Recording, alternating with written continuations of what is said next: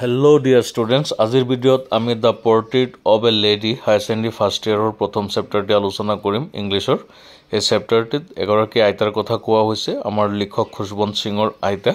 তেওঁৰ লগত সম্পৰ্ক কেনেকুৱা আছিল লৰালিৰে পৰা আৰু ডাঙৰ হোৱাৰ পিছত সম্পৰ্ক কেনেকুৱা হ'ল, মৃত্যুৰ সময়ত আইতাই কেনেকুৱা আচৰণ কৰিছিল, এই আটাইবিলাক বিষয় ইয়াত পুংখানুপুংখকৈ দাঙি ধৰা হৈছে। সৰু এটি কাহিনী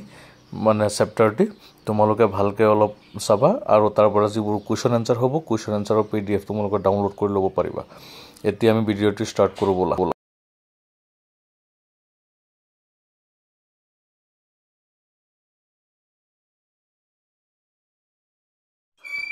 লেখকে প্ৰথমে মন্তব্য কৰিছে যে আনৰ আইতাৰ নিচিনা মোৰ আইতা এগৰাকী বৃদ্ধা মানুহ ব্যক্তি। তেওঁৰ গাৰ ছাল সুতুৰা পৰিছে, মুখত ক্ৰিছক্ৰছেৰে ভৰি পৰিছে। মানুহে কয় যে তেওঁ এটা সময়ত বহুত প্ৰীতি আছিল, কিন্তু সেই কথা বিশ্বাস কৰিবলৈ লিখকে টান পাইছে। কৈছে তেওঁৰ যে এগৰাকী হাজবেণ্ড আছিল আৰু তেওঁ এটা সময়ত গাভৰু আছিল, এই কথা বিশ্বাস কৰাটো টান। কথা প্ৰসংগতে লিখকে তেওঁৰ ককাৰ কথাও কৈছে যে ককা এনেকুৱা এজন ব্যক্তি যিজন মানে পৰ্ট্ৰেইটত ফটো এটা আঁৰি থোৱা আছে দেৱালত, আৰু সেই ফটোত মতে ককাৰ বয়স যেন 100 বছৰীয়া হ'ব। তেওঁ সন্যাসীৰ নিচিনা যেন দেখি মানে আইতাক দেখি তেওঁৰ মনত এনেকুৱা ৰিভল্টিঙৰ সৃষ্টি হৈছিল যে আইতাৰ লগত সংসাৰ কৰিছিল। ইয়াত ককাৰ কথা কোৱা হৈছে আৰু লিখকে আইতাকক যোৱা 20 বছৰ ধৰি একেই দেখি আছে। তেওঁৰ বয়স বাঢ়ি গৈ আছে কিন্তু শাৰীৰিক অৱস্থাৰ কোনো পৰিৱৰ্তন নহয়। ককাৰ মূৰত এটা ডাঙৰ টাৰ্বন লগোৱা আছে, মানে পাগুৰি মাৰা আছে, দাঢ়িখিনি বহুত দীঘলীয়া। ঠিক ৰবীন্দ্ৰনাথ টেগুৰৰ ফটো দেখিছা চাগে তোমালোকে, তেনেকুৱা টাইপৰ লুজ ফিটিং ক্লথ পৰিধান কৰি আছে। তেওঁৰ ছবিখনতে ফটোখনতে তেওঁক দেখাত 100 বছৰীয়া যেন লাগে। ককাৰ কথা কোৱা হৈছে। তাৰপিছত তেওঁক দেখাত এনেকুৱা লাগে যেন তেওঁ কেতিয়াও সংসাৰ কৰা নাই, কেৱল মাত্ৰ তেওঁৰ নাতিনীহে ভৰি আছে সংসাৰখনত। He looked as if he could, মানে ককাৰ বিষয়ে ক'বলৈ গৈ তেওঁ আইতাৰ কথাটো কৈছে, মানে আইতাই ইমানেই ধুনীয়া আৰু ইমান ধুনীয়া যে ককা এটা সময়ত তেওঁৰ প্ৰেমত পৰি গৈছিল, তেওঁক বিয়া পাতিছিল। শ্বি অফেন টল্ড আছ অফ, আইতাই কি কৰিছিল মাজে মাজে বহি, যেনেকৈ তোমালোকৰ আইতাই বহি থাকে আবেলি সময়ত বা ৰাতি হ'লে তোমালোকক কাহিনী শুনাই, তেনেকুৱাকৈ লিখকৰ আইতাকেও লিখকক কাহিনী শুনাইছিল। তেখেত বৃদ্ধা, অলপ চাপৰ, অলপ শকত আৰু তেওঁৰ কঁকালটো স্লাইটলি বেণ্ড হৈছে, মানে অলপ বেঁকি গৈছে। মানুহ বুঢ়া হ'লে বেঁকে নহয়, তেনেকুৱা হৈ পৰিছে। আৰু কৈছে যে আইতা এনেকুৱা এগৰাকী ব্যক্তি যিগৰাকী প্ৰীতিটো হয়েই, কিন্তু তাই বহুত বেছি বিউটিফুল। তেখেত বহুত ধুনীয়া। লিখকক সৰুৰে পৰা কি কৰিছে, মানে যেতিয়া লিখকৰ দেউতা চহৰলৈ গুচি গৈছে তেতিয়া আইতাকৰ লগতে তেওঁ থাকিছে গাঁৱৰ ঘৰত। লিখকৰ মাক আৰু দেউতাক চহৰলৈ গুচি গৈছিল কৰ্মসূত্ৰে আৰু আইতাকৰ লগত তেওঁ গাঁৱতে আছিল। আইতাকৰ কেৰেক্টাৰৰ বিষয়ে ক'বলৈ গৈ কৈছে যে তেওঁ মানে যদিও বৃদ্ধা হৈ গৈছে কিন্তু তেওঁ ঘৰখন ইমান ধুনীয়াকৈ চাফা কৰি ৰাখে। তেওঁৰ প্ৰিয় কাম হৈছে ঘৰখনক চাফা কৰি ৰখা আৰু ৰজেৰীৰ যিবিলাক ব্ৰীড আছে সেইবিলাক টানি থকা, অৰ্থাৎ সদায় মনে মনে প্ৰেয়াৰ কৰি থকা। প্ৰায়ে কৈছে যে আইতাকৰ এই হেবিট দুটা তেওঁৰ বহুত প্ৰিয় আৰু আইতাকে সদায় এইবিলাক কাম কৰি ভাল পাইছিল। ঘৰখনক বহুত পৰিষ্কাৰ কৰি ৰাখিছিল আৰু নাতি হিচাপে তেওঁক লিখকক বহুত মৰমো কৰিছিল। আৰু কোৱা হৈছে যে যেতিয়া লেখকৰ পিতৃ মাতৃ চহৰলৈ গুচি গৈছিল,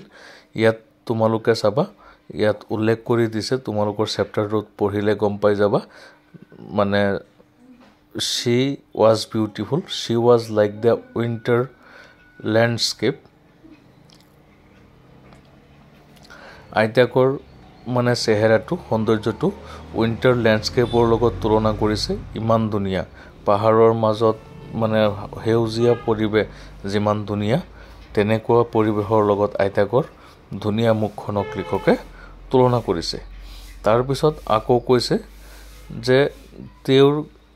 গ্ৰেণ্ডমাদাৰৰ লগত ল'ৰালিৰ পৰা তেওঁৰ বন্ধুত্ব তেওঁৰ পিতৃ মাতৃ চহৰলৈ গুচি গৈছিল আৰু চহৰলৈ যোৱাৰ পিছত আইতাকেই তেওঁক সদায় টোপনিৰ পৰা জগাইছিল টোপনিৰ পৰা জগাই তেওঁক স্কুললৈ যাবলৈ সাজু কৰি দিছিল আৰু সাজু কৰি আইতাকো তেওঁৰ লগতে গৈছিল স্কুললৈ যিহেতু স্কুলখন মন্দিৰৰ লগতে আছিল ৰাতিপুৱাতে উঠি তেওঁক যেতিয়া ৰেডি কৰে তেতিয়া আইতাই কি কৰিছিল লিখকৰ আগত মানে লাহে লাহে তেওঁ প্ৰেয়াৰবিলাক গাইছিল আৰু আশা কৰিছিল যাতে লিখকে শুনি শুনি সেই কথাবিলাক প্ৰেয়াৰবিলাক শিকি পেলাই কিন্তু লিখকে কৈছে যে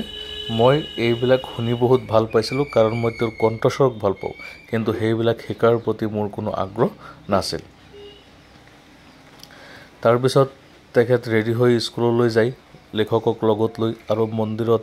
আগৰ দিনৰ নিচিনা মন্দিৰত লিখা পঢ়া হৈছিল মন্দিৰত যেতিয়া লিখকে পঢ়ি থাকে মন্দিৰৰ প্ৰিয়েষ্টে যেতিয়া তেওঁলোকক পঢ়াই থাকে আইতা তেতিয়ালৈকে মন্দিৰৰ ভিতৰত বহি কি কৰি থাকে স্ক্ৰিপচাৰ্ছবিলাক পঢ়ি থাকে ধৰ্মগ্ৰন্থবিলাক পঢ়ি থাকে আৰু যেতিয়া মন্দিৰত প্ৰিয়েষ্টজনে ল'ৰা ছোৱালীক ছুটি দিয়ে তেতিয়া আইতাও লিখকক লগত লৈ ঘৰলৈ আহে আৰু ঘৰলৈ আহোঁতে তাত ইয়াত লিখকে উল্লেখ কৰিছে যে আইতাৰ আৰু এটি বহুত ডাঙৰ গুণ আছিল জীৱ-জন্তুৰ প্ৰতি তেওঁৰ বহুত মৰম আছিল তেওঁ যেতিয়া ৰাতিপুৱা ঘৰৰ পৰা ব্ৰেকফাষ্ট কৰি লিখকক লগত লৈ যায় তেতিয়া কেইটামান ষ্টল চাপাটিও লগত লৈ যায় কাৰণ গাঁৱৰ যিবোৰ কুকুৰ আছে সেই কুকুৰবোৰক আহোঁতে লগ পায় আৰু সেই কুকুৰবোৰ তেওঁক লগ ধৰে মন্দিৰৰ গেটৰ সন্মুখত আৰু ৰুটিবিলাক টুকুৰা টুকুৰ কৰি কৰি ছটিয়াই দি আহে আৰু কুকুৰবিলাকেও সিহঁতক অনুসৰণ কৰি ঘৰলৈকে আহি যায় এই কথাবিলাক আইতাকৰ প্ৰসংগত লিখকে কৈছে যে জীৱ-জন্তুৰ প্ৰতি তেওঁৰ কেনেকুৱা মৰম আছিল সেই কথা ইয়াত উল্লেখ কৰা হৈছে তাৰপিছত এনেকৈ গাঁৱত তেওঁ লিখা পঢ়া কৰি দিনবিলাক গৈ আছে আৰু এদিনাখন চহৰৰ পৰা মানে মাক দেউতাকে আইতাক আৰু লেখকক চহৰলৈ মাতি পঠিয়ালে আৰু চহৰলৈ যোৱাৰ পিছত চহৰলৈ যেতিয়া যাব সেই চহৰলৈ যোৱাৰ পিছত তেওঁলোকৰ সম্পৰ্কটো কেনেকুৱা হৈছিল সেই বিষয়েও ধুনীয়াকৈ লিখকে উল্লেখ কৰিছে ইয়াত তোমালোকক এনিমেশ্যনত দেখুওৱা হৈছে গোটেই কাহিনীটো যে মন্দিৰত কেনেকৈ প্ৰিয়েষ্টে পঢ়াইছিল আইতা মন্দিৰলৈ গৈ কি কৰিছিল আৰু তাৰ পিছত তেওঁলোকে কেনেকৈ আগবাঢ়ি গৈ আছিল আৰু যেতিয়া তেওঁলোক চহৰলৈ গ'ল গাঁৱৰ পৰা চহৰলৈ যোৱাৰ পিছত আইতাৰ লগত লেখকৰ সম্পৰ্ক কোৱা হৈছে যে লেখকৰ সম্পৰ্ক অলপ কমি আহিছিল কিয় কমি আহিছিল সেই কথাও তোমালোকে গম পাবা চেপ্টাৰটি পঢ়িলে কাৰণ কোৱা হৈছে যে গাঁৱত হ'লে আইতা লগত লৈ গৈছিল বিদ্যালয়লৈ কিন্তু চহৰত লিখকক এটা ইংলিছ মিডিয়াম স্কুলত দিয়া হৈছিল গতিকে তেওঁলোকৰ ফ্ৰেণ্ডশ্বিপত এটা টাৰ্ণিং পইণ্ট আহি গৈছিল আইতাৰ লগত যাব নালাগে গাড়ীৰে স্কুলত যায় বাছ গাড়ী এখনেৰে যায় স্কুলত আৰু গাঁৱত থাকোঁতে স্কুলৰ যিবোৰ পঢ়া আছিল আইতাই সেইবিলাকত লেখকক সহায় কৰিব পাৰিছিল কিন্তু চহৰৰ ইংলিছ মিডিয়াম স্কুলত আইতাই ইংলিছ মিডিয়াম স্কুলত যিবিলাক বিজ্ঞানৰ আধুনিক বিজ্ঞানৰ বিষয়ে শিক্ষা দিয়ে আৰ্কিমিডিছৰ সূত্ৰবিলাক শিকাই গ্ৰেভিটিৰ বিষয়ে শিকাই এইবিলাকত আইতাই কোনো ধৰণৰ সহায় কৰিব পৰা নাছিল গতিকে আইতাই কি কৰিছিল এই কথা লৈ মনত অলপ বেজাৰ পাইছিল গতিকে গাঁৱত কুকুৰো নাই নাতিও কাষত নাই গতিকে উপায়হীন হৈ লেখকে কি কৰিছিল লেখকৰ আইতাই ঘৰতে থাকি যিবিলাক স্পাৰছ আছে চোতালত আহি পৰে স্পাৰছবিলাকক তেওঁ খানাবিলাক খুৱাইছিল আৰু এদিনাখন লেখকে আহি ক'লে যে মানে তেওঁলোকৰ স্কুলত মিউজিক শিকোৱা হ'ব এইটো লৈ আইতা বহুত আনহেপি হৈ পৰিছিল কাৰণ আইতাৰ মতে কোৱা হয় যে মিউজিক লেছনবিলাক বা মিউজিক বস্তুটো হাৰ্লটসকলৰ কাৰণে আৰু বেগাৰ্ছসকলৰ কাৰণে মনোপলি বেগাৰ্ছসকল আৰু হাৰ্লটসকলৰ একচেটিয়া অধিকাৰ জেণ্টল ফল্কে মানে সভ্য সমাজৰ লোকে এইবিলাক কাম নকৰে তেতিয়াৰ দিনৰ চিন্তাধাৰা এইটো আজিকালি দিনতো মিউজিক ইণ্ডাষ্ট্ৰি মানে মানুহ পাগল টকা পইচাৰ কাৰণে মানুহ পাগল গতিকে এই কথা আইতা বহুত অমান্তি হৈ পৰিছিল তাৰপিছত আকৌ কোৱা হৈছে যে ইমানখিনিলৈকে ঠিকই আছিল আইতা আৰু মোৰ লগত মানে দুয়োৰে দেখা সাক্ষাৎ কম হৈছিল লেখকৰ যদিও তেওঁলোক একেখন ৰুমতে আছিল কিন্তু তাৰপিছত কি হৈ গ'ল যেতিয়া নেকি লেখক ইউনিভাৰ্চিটিলৈ গুচি গ'ল তেতিয়া তেওঁলোকৰ মাজত এটা কমন লিংক যিটো আছিল যে ইমান দিন যদিও আইতাৰ লগত দেখা সাক্ষাৎ কম হৈছিল আইতাৰ লগত বেছি মাত কথা নাছিল ৰাতিপুৱাতে উঠি স্কুলত যাব লাগে আকৌ ৰাতি আহিব লাগে আইতাই ইমান হেল্প কৰিব নালাগে মাতিবলৈ ইচ্ছাও নকৰে কিন্তু ইউনিভাৰ্চিটিত যোৱাৰ পিছত লিখকক এক্সট্ৰা এটা ৰুম দিয়া হ'ল এতিয়া তেওঁলোকৰ ফ্ৰেণ্ডশ্বিপৰ কমন যিটো বস্তু আছিল সেইটো স্নেপ্ট হৈ গ'ল কমন আছিল কি দুয়োজন একেখন ৰুমতে থাকিছিল আৰু আইতাই এই বিৰহ বা পৃথকতা মানিও লৈছিল আৰু তেওঁ খুব কম সময় লিখকৰ লগত একদম ৰেয়াৰলি কথা পাতিছিল যদি প্ৰয়োজন নহৈছিল গোটেই দিনটো তেওঁ কি কৰিছিল স্পাইনিং হুইলত বহি থাকিছিল আৰু প্ৰে কৰিছিল এই দুটা কামেই গোটেই দিনটো তেওঁ কৰিছিল আৰু আবেলিৰ আধা ঘণ্টা সময় তেওঁ মানে চোতালত পৰা চৰাই চিৰকীটোবিলাকক তেওঁ মানে ঘনচিৰিকা যিবিলাক আছে স্পাৰোজ যিবিলাক আছে সেইবিলাকক তেওঁ দানা খুৱাইছিল আৰু সেইখিনি সময়তে আইতা আটাইতকৈ বেছি সন্তুষ্ট হৈছিল সুখী হৈছিল নহ'লে তেওঁ ইমানখিনি সন্তুষ্টি লাভ কৰিব পৰা নাছিল লিখকৰ পৰা বিদায় লৈ মানে ছেপাৰেট হৈ তাৰপিছত আকৌ ইয়াত কোৱা হৈছে যে কেতিয়াবা কি হৈ গৈছে যেতিয়া বাৰান্দাত বহি তেওঁ চৰাইবিলাকক দানা খুৱাইছে চৰাইবিলাক আহি তেওঁৰ বডিত পৰিছে পিঠিত পৰিছে মূৰত পৰিছে আইতাই কেতিয়াও সিহঁতক খেদি দিয়া নাই কেতিয়াবা মৰমেৰে দুই এটাকৈ গালি পাৰিছে এইখিনিলৈকে ঠিকেই আছে আৰু এদিনাখন কি হৈছে এদিনাখন লিখকে মানে উচ্চ শিক্ষাৰ কাৰণে লিখক বিদেশলৈ যাব এব্ৰডলৈ যাব উচ্চ শিক্ষাৰ কাৰণে আৰু এব্ৰডলৈ যোৱাৰ কাৰণে তেওঁ যেতিয়া হাজু হৈছে তেওঁৰ মনত এটাই চিন্তা 5 বছৰৰ কাৰণে যাব আহি আইতাক আকৌ চাব পাৰে নে নাই এইটো তেওঁৰ সন্দেহ হৈছিল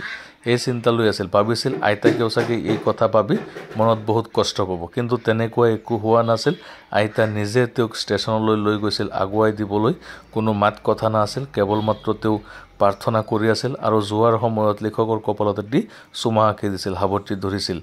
অলপো আবেগিক হোৱা নাছিল যিটো কাৰণে লিখক আচৰিত হৈ পৰিছিল যে আইতা এনেকুৱা মানে যিটো কথা ভাবিছিল লিখকে যে আইতা মৰমত কান্দি দিব বা আবেগিক হৈ পৰিব তেনেকুৱা একো হোৱা নাছিল কেৱল হাবতি ধৰি তেওঁক এটা চুমা আঁকি দিছিল তাৰপিছত 5 বছৰ পাৰ হৈ গ'ল 5 বছৰ পিছত যেতিয়া লিখক বিদেশৰ পৰা উভতি আহি যেতিয়া ষ্টেচনত নামিছে সিদিনাখনো আইতাই তেওঁক আগুৱাই আনিবলৈ ষ্টেচনলৈ গৈছিল সেই একেই লিখকে দেখা পাইছিল আইতা একেই আছে কোনো ধৰণৰ পৰিৱৰ্তন হোৱা নাই লিখকৰ লগত বিশেষ কোনো কথা পতা নাই কেৱল প্ৰাৰ্থনা কৰি আছিল আৰু হাবতি ধৰিছিল তাৰপিছত ঘৰলৈ লৈ অহাৰ পিছত তেওঁ কি কৰিলে প্ৰতিবেশীৰ যিসকল মহিলা আছে সিহঁতক মাতি আনি তেওঁ কি কৰিলে ঢোল এটা লৈ মানে ঢোল পিটি থাকিল লিখক তেওঁৰ নাতিয়েক উভতি অহাৰ আনন্দত তেওঁ ঢোল পিটি থাকিল তাৰপিছত ঢোল পিটি থাকিল আৰু পিছদিনাখন তেওঁ অসুস্থ হৈ পৰিল ডক্টৰে ক'লে যে মাইল্ড ফিভাৰ হৈছে ঠিক হৈ যাব কিন্তু আইতাই তেনেকুৱা ভবা নাছিল আইতাই ইয়াত ঠিক বিপৰীতটো ভাবিছিল যে তেওঁ আৰু জীয়াই নাথাকে গতিকে সকলোকে মাতি আনিছিল আৰু কৈছিল যে তেওঁৰ জীৱনৰ অন্তিম চেপ্টাৰ কালি আবেলিতে শেষ কৰিছে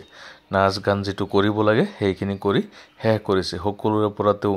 মানে বেছি কথা পতা নাছিল সকলোৰে লগত তেওঁ কেৱল মাত্ৰ প্ৰাৰ্থনাত ব্যস্ত হৈ পৰিছিল মানুহে তেওঁক শান্তি দিছিল ঘৰৰ মানুহে লিখকৰ পৰিয়ালৰ মানুহে পিতৃ মাতৃয়ে সকলোৱে তেওঁক শান্তি দিছিল একো নহয় বুলি কিন্তু তেওঁ মানি লোৱা নাছিল তেওঁ মানি লৈছিল তেওঁৰ অন্তিম সময় আহি পৰিছে এই বুলি তেওঁ আকৌ ৰজাৰী টনাত ব্যস্ত হৈ পৰিছিল আৰু হঠাৎ তেওঁৰ লৰি থকা উদ্যোগল বন্ধ হৈ পৰিছিল তেতিয়াই সকলোৱে গম পাই গৈছিল যে আইতাৰ মৃত্যু হৈছে এই কথা সকলোৱে জানিছিল এতিয়া আইতাৰ মৃত্যুৰ পিছত ঘৰৰ মানুহে অলপ মৌনতা অৱলম্বন কৰিলে আৰু তাৰ পিছত তেওঁৰ ক্ৰিমিশ্যনৰ কাৰণে ব্যৱস্থা কৰিবলৈ ঘৰৰ সকলোৰে প্ৰাণী ওলাই গ'ল আইতাক ঘৰৰ মজিয়াতে ৰাখি সকলোৱে ওলাই গ'ল আৰু ক্ৰিমিশ্যনৰ ব্যৱস্থা কৰি যেতিয়া উভতি আহিছিল তেতিয়া সকলোৱে আচৰিত হৈ পৰিছিল এই কাৰণে আচৰিত হৈ পৰিছিল যে আইতাক য'ত শুৱাই ৰাখিছে সেই ৰুমখন আৰু বাৰান্দা চোতাল সকলোতে